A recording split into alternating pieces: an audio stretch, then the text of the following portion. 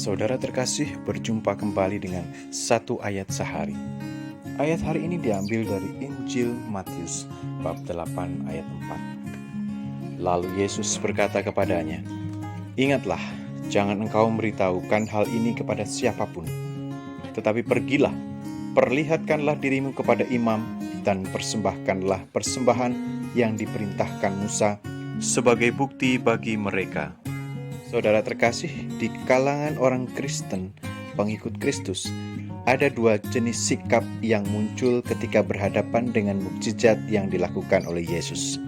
Yang pertama adalah mereka yang mempercayai mukjizat yang dilakukan sepenuhnya. Dan yang kedua adalah mereka yang meragukan mukjizat itu. Matius di dalam Injilnya hanya menuliskan tentang 3 mukjizat. Dan Matius ingin memaparkan melalui mukjizat-mukjizat yang dilakukan Yesus, siapa Yesus sebenarnya.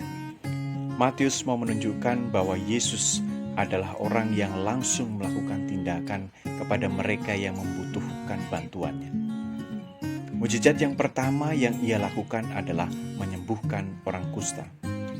Saudara, penyakit kusta dianggap sebagai penyakit kutukan dari Allah, sehingga penderita kusta pada umumnya tidak akan pernah diterima di masyarakat. Mereka pasti akan dikucilkan dan diacuhkan. Mereka akan dijauhi dan dianggap sebagai orang yang berdosa, dan mereka sangat terhina. Yesus ingin orang itu bebas dari sakitnya. Yesus ingin ia terbebas dari situasi terkutuk dan terkucil. Sebab itu, sebuah simbol dikuatkan Yesus. Ketika ia telah menyembuhkan orang kusta itu, ia menyuruhnya untuk pergi kepada imam-imam dan mempersembahkan persembahan. Yesus ingin menunjukkan bahwa ia sudah sembuh dan tak lagi terkucil. Mukjizat kedua adalah penyembuhan pemuda Kapernaum, dan mukjizat ketiga adalah penyembuhan mertua Petrus. Saudara terkasih, Yesus ingin memperagakan bahwa ia sungguh-sungguh melindungi kita manusia. Kalau Tuhan tidak menghendaki, maka apapun yang kita ingin tak akan terjadi. Kita bisa seperti orang kusta itu dengan mengatakan, "Tuan, jika Tuan mau, Tuan dapat mentahirkan aku." Dan Yesus memilih melakukan. Semua terjadi karena Tuhan menghendaki dan karena si kusta itu memiliki iman. Saudara, iman adalah mukjizat dari segala mukjizat. Kita sering mendengar orang mengeluh doanya tidak dikabulkan.